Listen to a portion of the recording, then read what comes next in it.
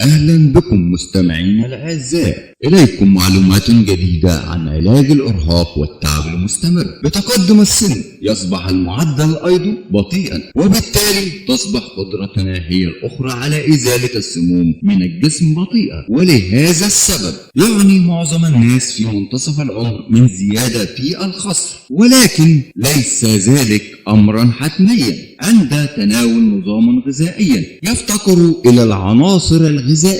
يمتلئ الكبد بالسموم مما يجعلنا نشعر بالكسل، كما تقل قدرتنا على نقل الأكسجين والعناصر الغذائية إلى الدم، بالإضافة إلى عملية تقدم السن الطبيعية. فإننا معرضون لكميات كبيرة من المبيدات الحشرية والمواد الكيميائية، الطعام والمواد الحافظة والعقاقير الطبية والتلوث والوجبات المعالجة والسريعة. ولذلك فلا عجبا أن يشكو الغالبية العظمى من الشعور بالتعب طول الوقت. بتقدم السن يصبح المعدل أيضا بطيئا، وبالتالي تصبح قدرتنا هي الأخرى على إزالة السموم من الجسم بطيئة. ولهذا السبب يعاني معظم الناس في منتصف العمر من زيادة في الخصر، ولكن ليس ذلك أمرا حتميا عند تناول نظام غذائيا يفتقر إلى العناصر الغذائية. يمتلئ الكبد بالسموم مما يجعلنا نشعر بالكسل، كما تقل قدرتنا على نقل الأكسجين والعناصر الغذائية إلى الدم، بالإضافة إلى عملية تقدم السن الطبيعية. فإننا معرضون لكميات كبيرة من المبيدات الحشرية